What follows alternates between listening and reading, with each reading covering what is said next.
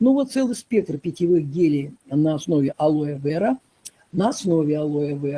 а все остальные компоненты существенно усиливают, расширяют спектр действия этого базового компонента. Вот давайте мы сейчас сделаем следующий шаг и начнем рассматривать эти продукты.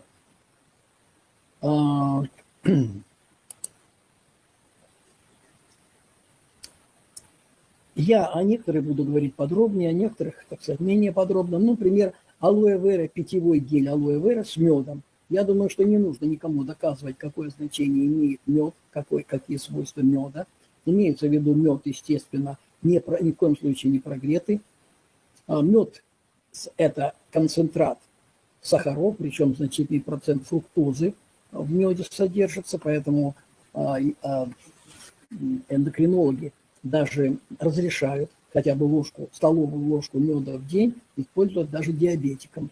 Кроме того, мед содержит целый спектр витаминов, целый спектр минералов, фитонцида, так называемых, бактерицидных веществ и так далее. И вообще это целая кладезь биологически активных веществ. Поэтому, конечно, алоэ вера с медом, как питьевой компонент, является очень важным продуктом, который очень существенно оздоравливает организм.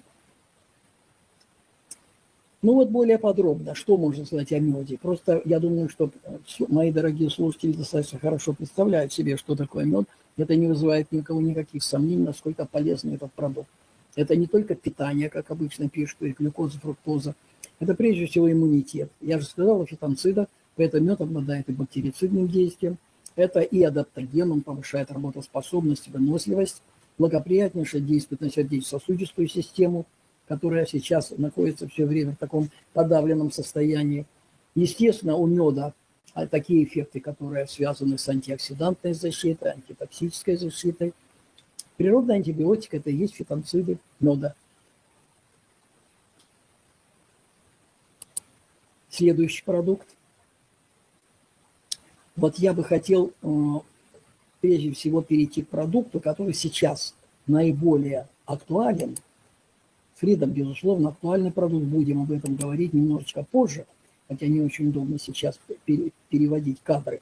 Но я все-таки хотел бы поговорить о продуктах, которые имеют прямое отношение к иммунитету. Сейчас это очень актуально, вы видите, новый коронавирус появился, еще никто ничего не знает, что с ним, как и что будет.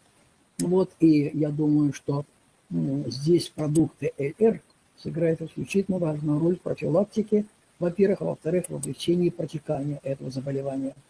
И поэтому я вот сейчас перехожу к продукту, который называется алоэ вера питьевой гель Иммун Плюс. Иммун Плюс. Хочу обратить на него внимание. Посмотрите, какой состав этого продукта. Корень имбиря, лимон, мед, обогащен цинком, селеном, и все, так сказать, на фоне алоэ вера. Поэтому продукт обладает уникальными свойствами, в том числе иммуномодулирующими свойствами, прежде всего, мы об этом и говорим. Секундочку. Теперь как-то вернуться нужно ко всему. Ой, я уже в конец попал. Сейчас, одну секунду, извините. Нет, назад. Значит, вот этот продукт является эффективным иммуномодулятором. Во-первых, потому что сам алоэ вера здесь очень эффективно представлен, раз. Во-вторых, такие дополнительные компоненты, как мед, о котором мы с вами уже, кстати, говорили. Затем, вот сейчас я вернусь. Вот, далее, это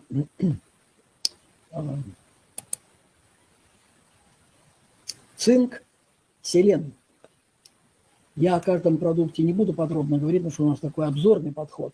Но цинк и селен являются исключительно важными в настоящее время.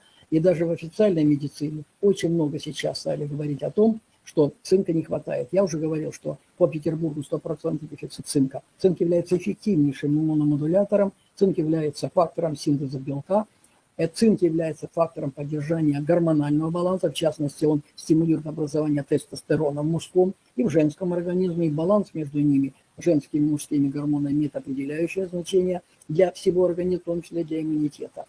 Ну, имбирь, как вы знаете, является очень важным продуктом, который повышает иммунитет, сопротивляемость организма. Пряность, всем хорошо известная пряность. Короче говоря, вот этот продукт является одним из самых важных базовых продуктов, поддержание иммунитета, в том числе против ковидного иммунитета, какой бы ни был вариант вируса.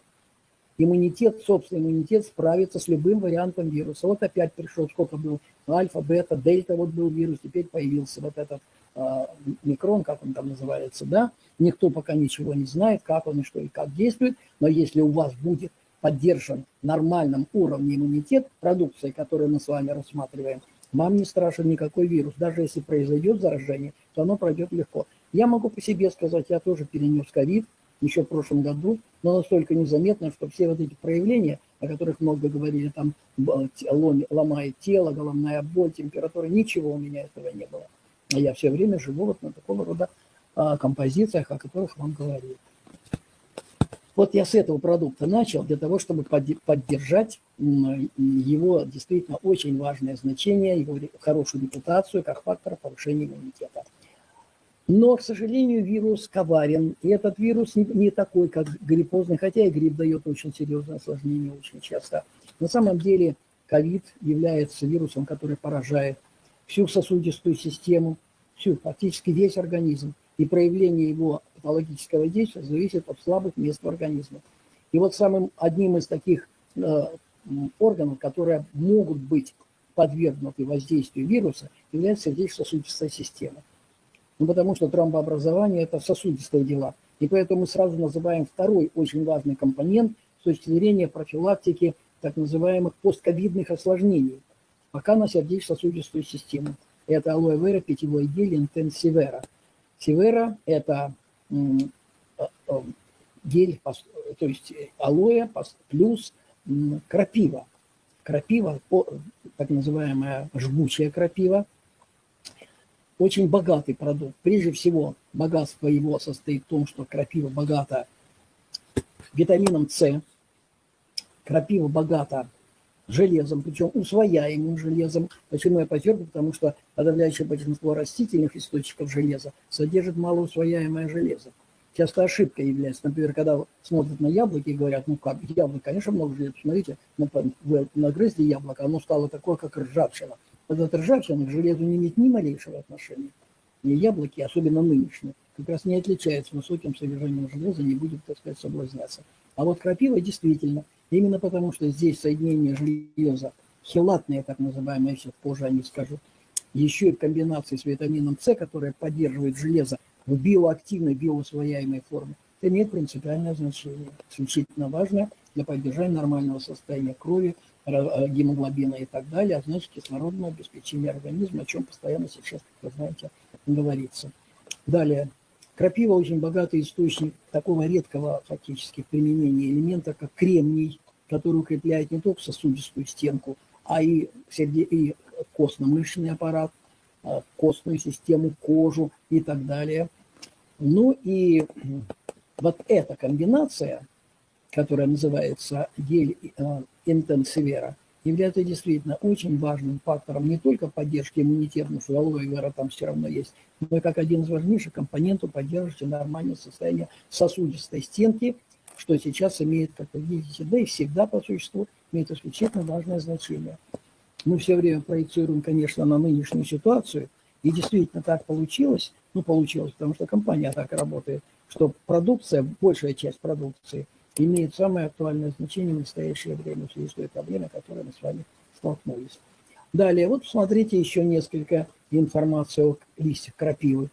Я уже говорил о витамине С. Хлорофиллом очень богато, а хлорофилл – это магний. Без магния никакие энергетические процессы в организме осуществляться не могут. Магний является фактором, который поддерживает энергетику сердца, энергетику мозга, энергетику мышц и так далее, и так далее. Ну и кроме того, высокий процент и самое главное набор витаминов группы В. Получается витамины группы В, витамин С, каротиноиды, как предшественник витамина А, еще один витамин, витамин К. Витамин К – это не только витамин, который влияет на свертываемость крови, это тоже нужно учитывать.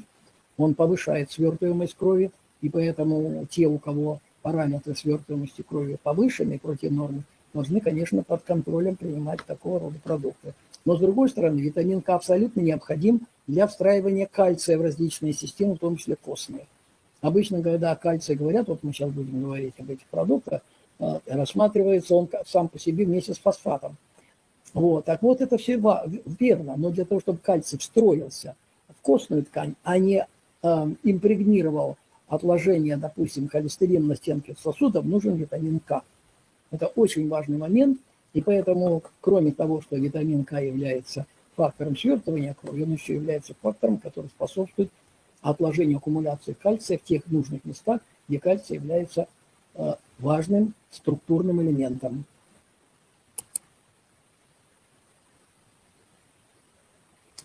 Питьевой гель со вкусом персика. Здесь так написано «вкусом персика». Дело в том, что персик является одним из ценнейших фруктов. Дело в том, что в персике содержатся не только обычно принятые витамины, минералы и так далее. Я вам должен сказать, что вот микроэлемент бор, который является очень важным для работы паращитовидной железы, и который важен для костной системы, важен для сосудистой системы, был выделен как раз из персика. Тоже немаловажное значение имеет.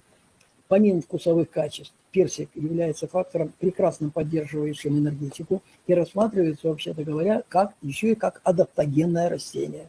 Адаптогенное растение. Я уже не говорил о просто вкусовых свойствах. А всякие адаптогены – это всегда поддержка синтеза белка, это всегда поддержка энергетики обязательно. А как же адаптация может произойти без повышения энергии системы организма?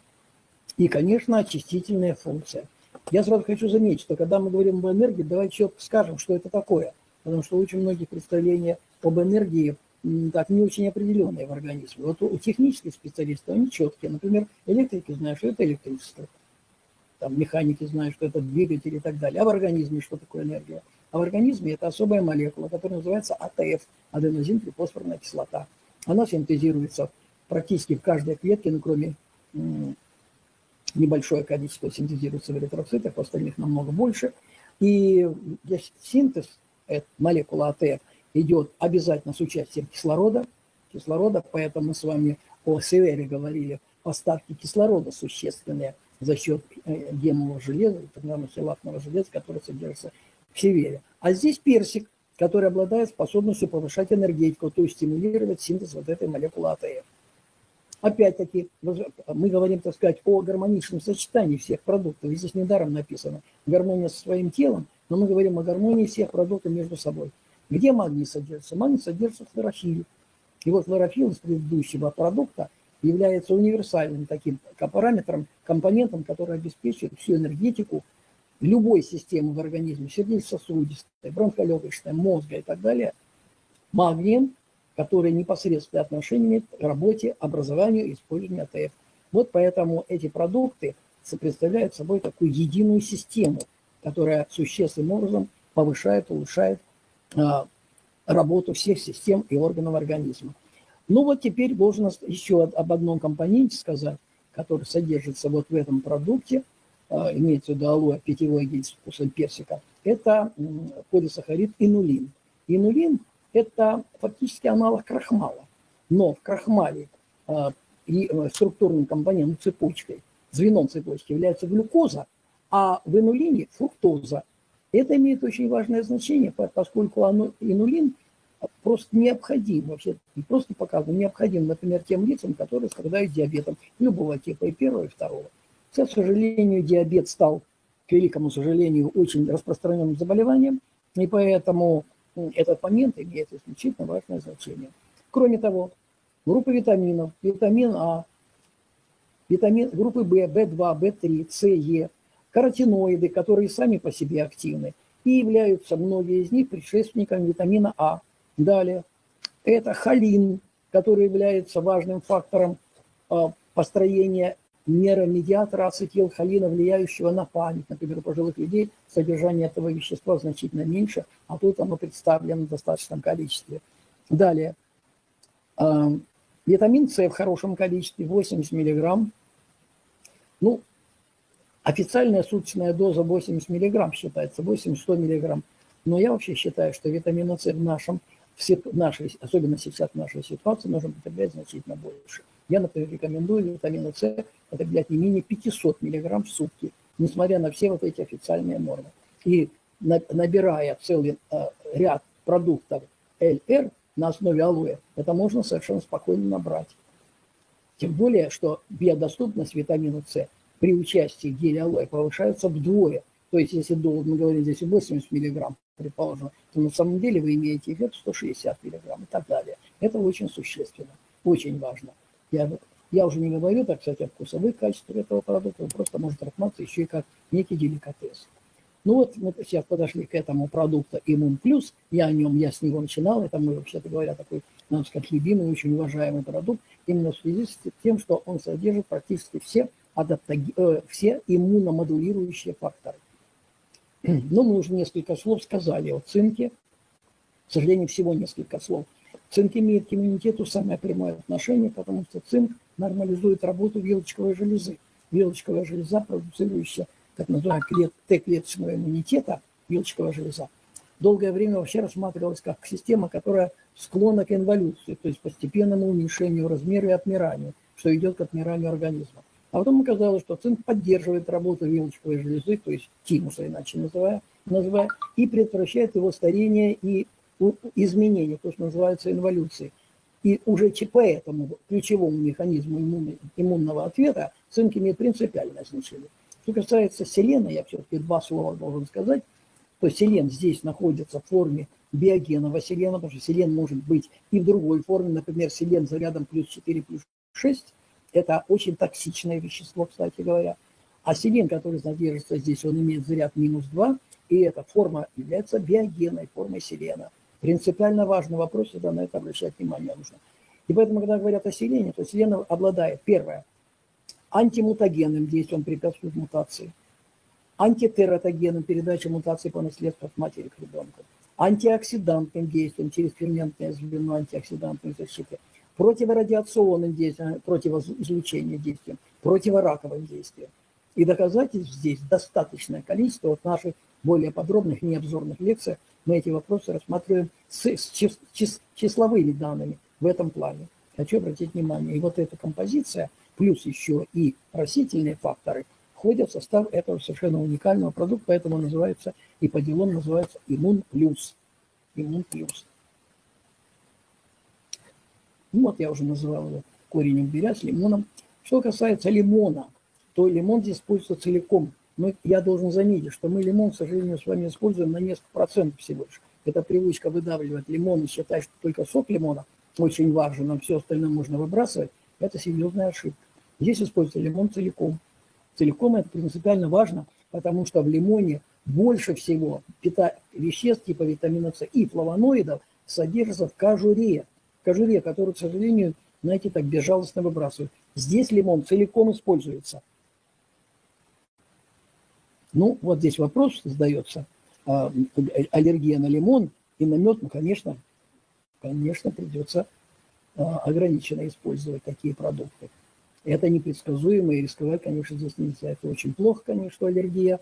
Вот, но факт остается фактом. Да, здесь есть ограничения в использовании. Но все дело в том, что в этом продукте ведь есть еще один важный компонент. Алоэ, которое фактически является иммуномодулятором и существенным образом должно ослаблять аллергенное действие, если даже есть аллергенное действие вот этих компонентов. Совершенно вообще-то невинных, лимон, мед. Но если у кого-то аллергия, да, нужно быть осторожным. Я еще раз хочу подчеркнуть, что гель алоэ снижает аллергенную активность лимона и меда. Поэтому я советую попробовать это сделать. Попробовать просто небольшое количество, посмотреть реакцию. Вам ни один врач не предскажет, какой будет результат. Попробуйте это. А кто это пишет? А говорят, косточки лимона ядовитые. Мы о косточках с вами не говорим, между прочим. Мы говорим о кожуре лимона, а не о косточках. Насчет ядовитости это другое дело, между прочим.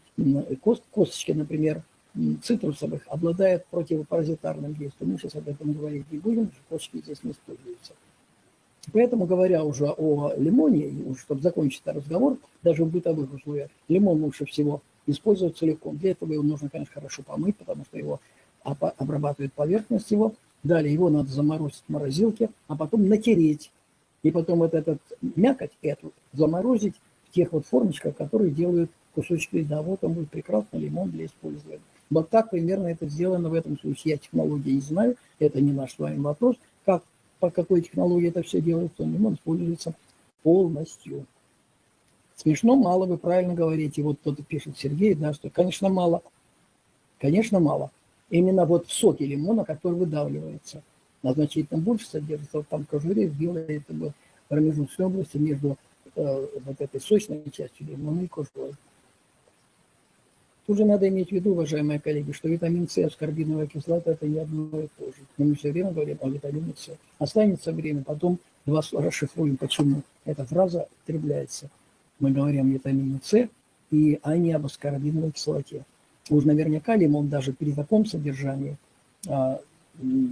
витамина С, но не 30 мг. На 100 грамм сока может быть, но речь идет о целиком о лимоне. Я очень советую прислушаться к этим рекомендациям и к тому опыту, который вот фирма предоставила в виде вот этого продукта, который введен в лимон. Ну что особенного? А вот потому что используется целиком плод.